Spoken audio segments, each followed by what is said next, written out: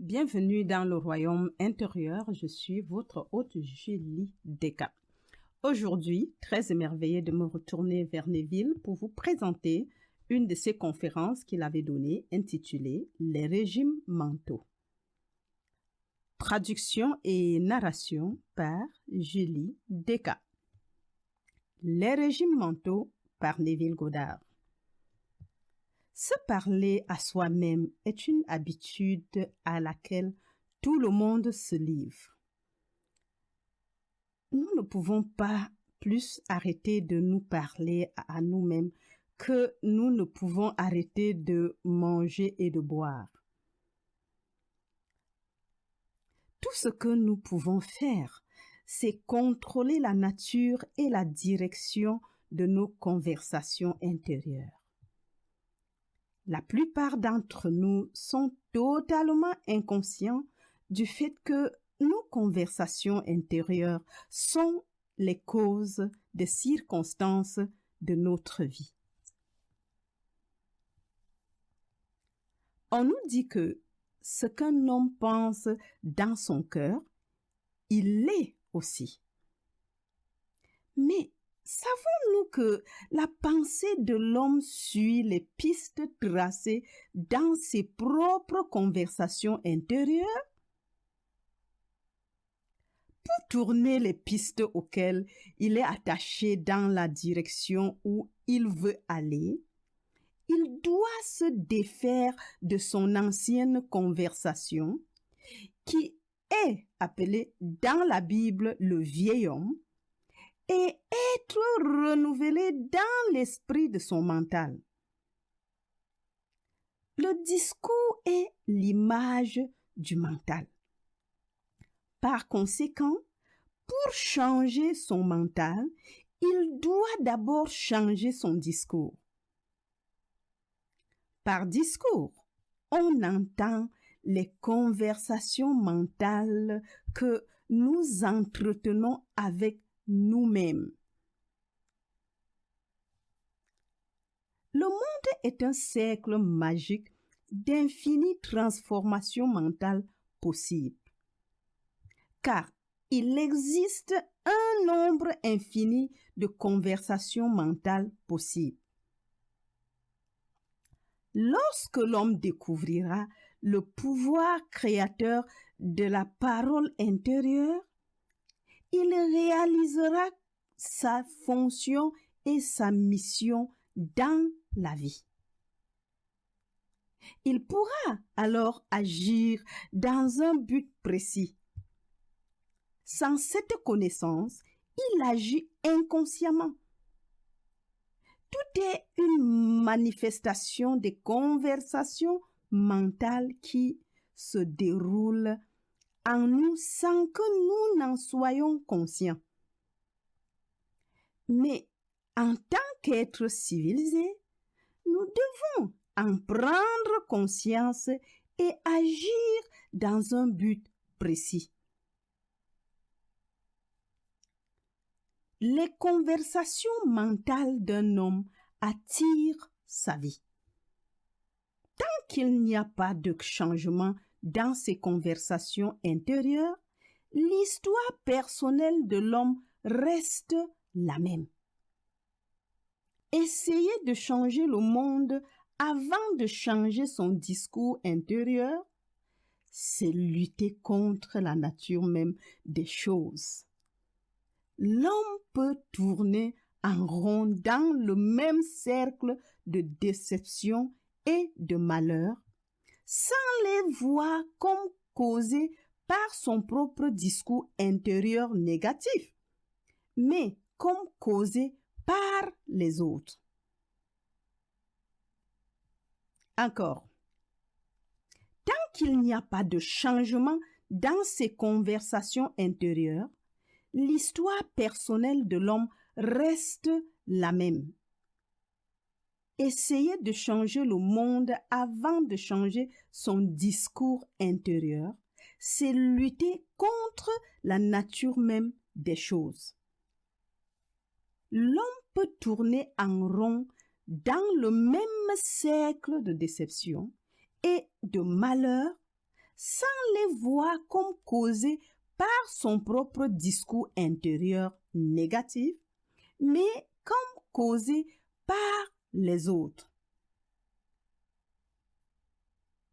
Cela peut sembler tiré par les cheveux, mais c'est une question qui se prête à la recherche et à l'expérimentation. La formule illustrée par le chimiste n'est pas plus certainement prouvable que la formule de cette science par laquelle les mots sont revêtus d'une réalité objective. Un jour, une jeune fille m'a fait part de ses difficultés à travailler avec son employeur. Elle était convaincue qu'il critiquait et rejetait injustement ses meilleurs efforts. En entendant son histoire, j'ai expliqué que si elle le trouvait injuste, c'était un signe certain qu'elle avait elle-même besoin d'un nouveau sujet de conversation. Il ne faisait aucun doute qu'elle se disputait mentalement avec son employeur, car les autres ne font que répercuter ce que nous leur murmurons en secret. Elle confessa qu'elle se disputait mentalement avec lui toute la journée. Quand elle s'est rendue compte de ce qu'elle faisait, elle a accepté de changer ses conversations intérieures avec son employeur. Elle s'est imaginée qu'il l'avait félicité pour son excellent travail et qu'à son tour, elle l'avait remercié pour ses éloges et sa gentillesse. À sa grande joie, elle découvrit bientôt que sa propre attitude était la cause de tout ce qui lui arrivait. Le comportement de son employeur s'est inversé. Il faisait écho, comme il l'avait toujours fait, à ses conversations mentales avec lui. Je vois rarement une personne seule sans me demander à quel sujet de conversation est-elle attachée. Sur quelle piste mystérieuse marche-t-elle? Nous devons commencer à prendre la vie en conscience. Car la solution de tous les problèmes réside justement en ceci. Le deuxième homme, le Seigneur du ciel, en chacun de nous, essaye de devenir conscient de lui-même dans le corps afin de pouvoir s'occuper des affaires de son Père. Quels sont ses travaux? Imiter son Père, devenir maître de la parole, maître de son langage intérieur, afin de pouvoir modeler ce monde qui est le nôtre pour le rendre conforme au royaume de l'amour.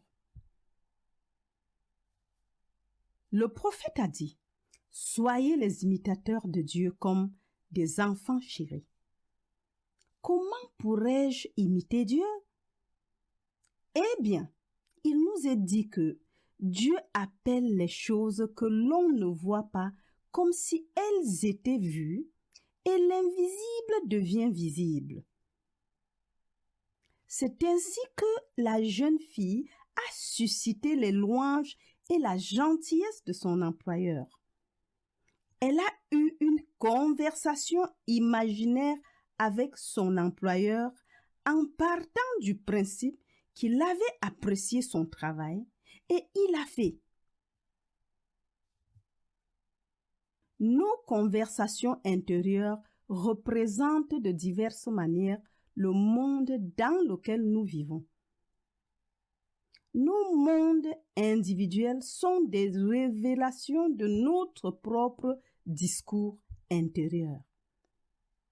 Il nous est dit que toute parole oiseuse que les hommes prononceront, ils en rendront compte, car c'est par leurs paroles qu'ils seront justifiés et par leurs paroles, ils seront condamnés.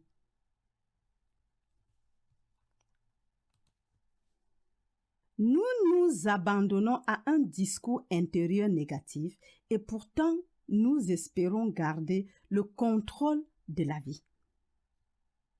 Nos conversations mentales actuelles ne se perdent pas dans le passé comme le croit l'homme. Elles avancent dans l'avenir pour nous confronter comme les paroles gaspillées ou investies. Ma parole, dit le prophète, ne reviendra pas à moi sans effet, mais elle accomplira ce que je veux et prospérera dans tout ce que j'ai envoyé. Comment enverrai-je ma parole pour aider un ami, une amie? Je me représenterai que j'entends sa voix, qu'il est physiquement présent, que ma main est sur lui. Je le féliciterai alors de sa bonne fortune. Je lui dirai que je ne l'ai jamais vu aussi beau ou aussi belle. Je l'écouterai comme si je l'entendais. J'imaginerai qu'il me dise qu'il ne s'est jamais senti aussi bien, qu'il n'a jamais été aussi heureux ou heureuse. Et je saurai que dans cette communion d'amour et de connaissance avec l'autre, une communion peuplée de pensées et de sentiments aimants, ma parole a été envoyée et elle ne me reviendra pas sans effet, mais elle prospérera dans la chose pour laquelle je l'ai envoyée. Voici le temps favorable. Voici le jour du salut. C'est seulement ce qui est fait maintenant qui compte, même si ces effets ne sont visibles que demain. Nous appelons, non pas à haute voix, mais par un effort intérieur d'attention intense. Écoutez attentivement comme si vous entendiez s'écrier. Les événements et les relations de la vie sont la parole rendue visible. La plupart d'entre nous privent les autres de leur volonté et de leur capacité à être bons et généreux par nos attitudes fixes à leur égard. Nos attitudes se déploient en nous sous la forme de conversations mentales. La conversation intérieure, à partir des prémices d'un désir satisfait, est le moyen de créer consciemment des circonstances. Nos conversations intérieures sont perpétuellement mises en scène tout autour de nous dans les événements. Par conséquent, ce que nous désirons voir et entendre à l'extérieur, nous devons le voir et l'entendre à l'intérieur, car la totalité du monde manifesté va nous montrer l'usage que nous avons fait de la parole. Si vous pratiquez cet art de la parole intérieure contrôlée, vous saurez, vous aussi, quel plaisir c'est de pouvoir dire. Et maintenant, je vous l'ai dit avant qu'il n'arrive, afin que, lorsqu'il arrivera, vous croyiez. vous serez en mesure d'utiliser consciemment votre imagination pour transformer et canaliser les immenses énergies créatrices de votre discours intérieur, du niveau mental, émotionnel, au niveau physique. Et je ne sais pas quelles sont les limites, s'il y en a, d'un tel processus. Quel est votre objectif? Votre discours intérieur y correspond-il? Il le faut. Vous savez, si vous voulez atteindre votre but. Car, comme l'a demandé le prophète, 2 personnes peuvent-elles marcher ensemble si elles ne sont pas d'accord? Et bien sûr, la réponse est non. Ils ne peuvent pas. Les 2 qui doivent être d'accord sont votre conversation intérieure et l'état souhaité. C'est-à-dire que ce que vous désirez voir et entendre à l'extérieur, vous devez le voir et l'entendre à l'intérieur. Chaque étape du progrès de l'homme est réalisée par l'exercice conscient de son imagination en faisant correspondre son discours intérieur à son désir réalisé. Lorsque nous contrôlons notre discours intérieur, en le faisant correspondre à nos désirs réalisés, nous pouvons laisser de côté tous les autres processus. Nous agissons alors simplement par une imagination et une intention claire. Nous imaginons le désir réalisé et poursuivons les conversations mentales à partir de cette prémisse. Le bon discours intérieur est le discours qui serait le vôtre si vous réalisiez votre idéal. En d'autres termes, c'est le discours du désir réalisé. Vous comprendrez maintenant combien l'Ancien était sage lorsqu'il nous dit dans les Hermética: il y a 2 dons que Dieu a accordés à l'homme seul et à aucune autre créature mortelle. Ces 2 dons sont le mental et la parole, et le don du mental et de la parole est équivalent à celui de l'immortalité. Si l'homme utilise correctement ces 2 dons, il ne diffère en rien des immortels. Et lorsqu'il quittera son corps, le mental et la parole seront ses guides, et par eux il sera amené dans la troupe des dieux et des âmes qui ont atteint la félicité. Avec le don du mental et de la parole, vous créez les conditions et les circonstances de la vie. Au commencement était la parole, et la parole était avec Dieu, et la parole était Dieu. La parole, dit Hermès, est le Fils, et le mental est le Père de la parole. Ils ne sont pas séparés l'un de l'autre, car la vie est l'union de la parole et du mental.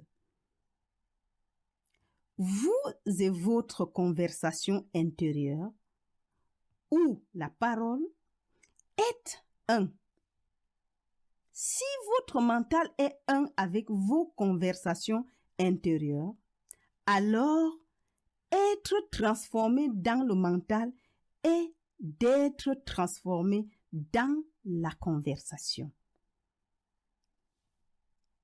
C'est un éclair de la plus profonde perspicacité qui a permis à Paul d'écrire.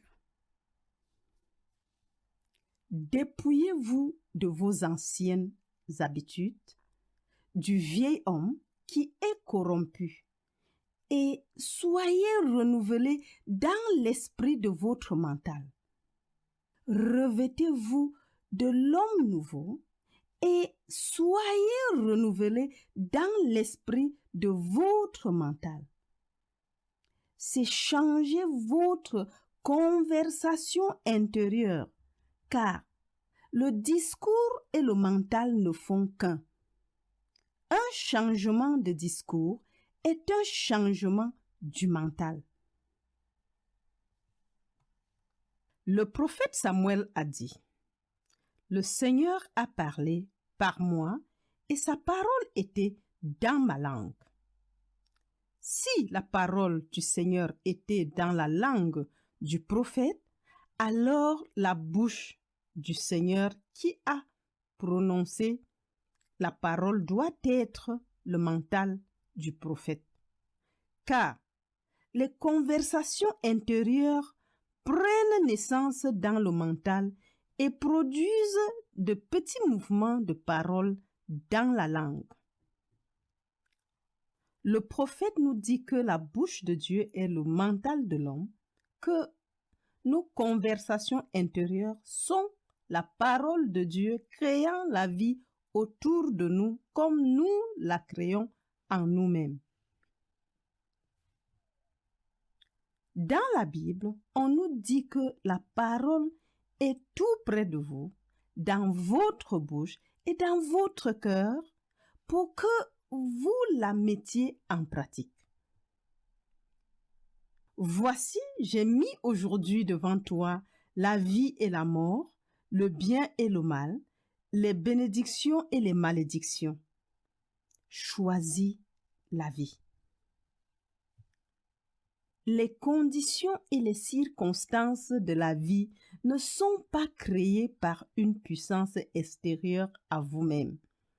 Ce sont les conditions qui résultent de l'exercice de votre liberté de choix, de votre liberté de choisir les idées auxquelles vous allez répondre. Maintenant, c'est le temps accepté. C'est le jour du salut. Tout ce qui est de bon rapport, pensez à ces choses, car votre avenir sera formé par la parole de Dieu qui est votre conversation intérieure actuelle. Vous créez votre avenir par vos conversations intérieures. Les mondes ont été formés par la parole de Dieu, c'est-à-dire par votre conversation intérieure. Vous voyez les champs là-bas? Le sésame était du sésame, le maïs était du maïs. Le silence et l'obscurité savaient, ainsi naît le destin d'un homme. La lumière d'Asie. Car les buts sont fidèles aux origines. Si tu veux récolter le succès, tu dois planter le succès. L'idée dans ton esprit qui déclenche tout le processus est l'idée que tu acceptes comme vérité. C'est un point très important à saisir car la vérité dépend de l'intensité de l'imagination et non des faits. Lorsque la jeune fille imaginait que son employeur était injuste, son comportement confirmait son imagination. Lorsqu'elle changea sa perception de lui, son comportement refléta ce changement, ce qui prouve qu'une supposition, bien que fausse, se transforme en fait si elle persiste. Le mental se comporte toujours en fonction de la supposition avec laquelle il commence. Par conséquent, pour connaître le succès, nous devons supposer que nous avons du succès. Nous devons vivre entièrement au niveau de l'imagination elle-même et cela doit être entrepris consciemment et délibérément. Peu importe si à l'heure actuelle, des faits extérieurs démentent la vérité de ton hypothèse, si tu persistes dans ton hypothèse, elle deviendra un fait. Les signes suivent, ils ne précèdent pas. Assumer un nouveau concept de toi-même, c'est dans cette mesure changer ta conversation intérieure et ta parole de Dieu, et c'est par conséquent revêtir l'homme nouveau. Notre conversation intérieure, bien qu'elle ne soit pas entendue par les autres, est plus productive des conditions futures que toutes les promesses et menaces audibles des hommes. Ton idéal attend de s'incarner, mais si tu ne lui offres pas toi-même une filiation humaine, il est incapable de naître. Tu dois définir la personne que tu souhaites être ou tu souhaiterais être et ensuite assumer le sentiment de ton souhait réalisé dans la foi que cette hypothèse trouvera son expression à travers toi. Le véritable test de la religion se trouve dans son utilisation, mais les hommes en ont fait une chose à défendre. C'est à vous que sont adressées les paroles suivantes. Heureuse celle qui a cru, car les choses qui lui ont été dites de la part du Seigneur s'accompliront. Teste-le. Essaye-le. Conçois-toi comme celui que tu veux être et reste fidèle à cette conception, car la vie ici n'est qu'un terrain d'entraînement pour la création d'images. Essaye et vois si la vie ne se façonne pas sur le modèle de ton imagination. Tout dans le monde témoigne du bon ou du mauvais usage de la parole intérieure de l'homme. Les paroles intérieures négatives, en particulier les paroles intérieures méchantes et envieuses, sont de berceaux des futurs champs de bataille et pénitenciers du monde. Par habitude, l'homme a développé une affection secrète pour ses conversations intérieures négatives. Par elles, il justifie ses échecs, critique ses voisins, se réjouit de la détresse des autres et, en général, déverse son venin sur tous. Ce mauvais usage de la parole perpétue la violence du monde. La transformation de soi exige que nous méditions sur une phrase donnée, une phrase qui implique que notre idéal est réalisé et que nous l'affirmons intérieurement encore et encore et encore jusqu'à ce que nous soyons intérieurement affectés par son implication, jusqu'à ce que nous soyons possédés par elle. Tiens fermement à tes nobles convictions intérieures ou conversations. Rien ne peut vous les enlever, sauf vous-même. Rien ne peut les empêcher de devenir des faits objectifs. Toutes les choses sont générées à partir de votre imagination par la parole de Dieu, qui est votre propre conversation intérieure. Et chaque imagination récolte les paroles qu'elle a prononcées intérieurement. Le grand secret du succès est une conversation intérieure contrôlée à partir des prémices d'un désir satisfait. Le seul prix à payer pour le succès est l'abandon de ton ancienne conversation qui appartient au vieil homme, l'homme qui n'a pas réussi. Le grand secret du succès est une conversation intérieure contrôlée à partir des prémices d'un désir satisfait. Le seul prix à payer pour le succès est l'abandon de ton ancienne conversation qui appartient au vieil homme, l'homme qui n'a pas réussi. Le temps est venu pour beaucoup d'entre nous de prendre consciemment en charge la création du paradis sur terre.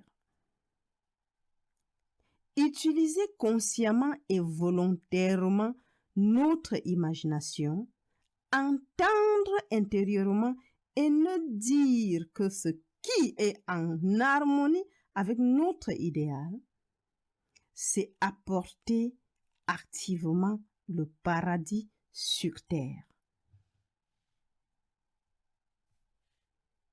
Chaque fois que nous exerçons notre imagination avec amour en faveur d'une autre personne, nous sommes littéralement les médiateurs de Dieu auprès de cette personne. Utilisez toujours votre imagination de façon magistrale en tant que participant et non en tant que spectateur. En utilisant votre imagination pour transformer l'énergie du niveau mental et émotionnel au niveau physique, élargissez vos capacités sensorielles et imaginez que vous voyez ce que vous voulez voir, que vous entendez ce que vous voulez entendre et que vous touchez ce que vous voulez toucher. Devenez intensément conscient de le faire. Donnez à votre état imaginaire toutes les tonalités et les sensations de la réalité. Continuez ainsi jusqu'à ce que vous éveillez en vous l'humeur de l'accomplissement et le sentiment du soulagement. C'est l'utilisation active et volontaire de l'imagination par opposition à l'acceptation passive et involontaire des apparences. C'est par cet usage actif et volontaire de l'imagination que le deuxième homme, le Seigneur du ciel, s'éveille en l'homme. Les hommes appellent l'imagination un jouet, la faculté de rêver. Mais en réalité, elle est la porte même de la réalité. L'imagination est le chemin vers l'état désiré. Elle est la vérité de l'état désiré et la vie de cet état désiré. Si tu peux en prendre pleinement conscience, tu saurais alors que ce que tu fais dans ton imagination est la seule chose importante. Dans le cercle de notre imagination, Le drame entier de la vie se joue encore et encore. Grâce à l'utilisation audacieuse et active de l'imagination, nous pouvons tendre la main et toucher un ami à 10 000 kilomètres de distance et apporter santé et richesse aux lèvres desséchées de son être. C'est le moyen d'accéder à tout dans le monde. Sinon, comment pourrions-nous fonctionner au-delà de nos limites charnelles? Mais l'imagination exige de nous une vie plus complète de nos rêves dans le présent. Par les portails du présent, le temps entier doit passer. Imagine ailleurs comme ici et ensuite comme maintenant. Essaye et vois. Tu peux toujours savoir si tu as réussi à faire du rêve futur un fait présent en observant ton discours intérieur. Si tu dis intérieurement ce que tu dirais de manière audible, si tu étais physiquement présente et si tu te déplaçais physiquement dans ce lieu, alors tu as réussi. Et tu pourrais prophétiser à partir de ces conversations intérieures et des humeurs qu'elles éveillent en toi, ce que sera ton avenir. Car un seul pouvoir fait un prophète. L'imagination, la vision divine. Tout ce que nous rencontrons est notre parole rendue visible. Et ce que nous ne comprenons pas maintenant est lié par affinité aux forces non reconnues de nos propres conversations intérieures et aux humeurs qu'elles éveillent en nous. Si nous n'aimons pas ce qui nous arrive, c'est un signe certain que nous avons besoin d'un changement de régime mental. Car l'homme, nous est-il dit, ne vit pas de pain seulement, mais de toute parole qui sort de la bouche de Dieu. Et ayant découvert que la bouche de Dieu est le mental de l'homme, un mental qui vit de paroles ou de conversations intérieures, nous ne devrions nourrir notre mental que de pensées aimantes et nobles. Car c'est avec des mots ou des paroles intérieures que nous construisons notre monde. Que la main seigneuriale de l'amour ouvre ta faim et ta soif à tout ce qui est noble et de bonne réputation, et que ton mental soit affamé chaque fois que tu lèves la main vers une tasse que l'amour n'a pas remplie ou un bol que l'amour n'a pas béni. Pour que tu n'aies plus jamais à dire « Qu'ai-je dit? Qu'ai-je fait? Ô parole humaine toute puissante. »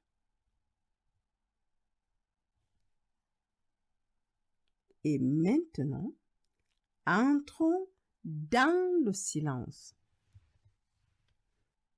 Alors, mes amours, je vous aime très très très fort. Partagez le message tout autour de vous.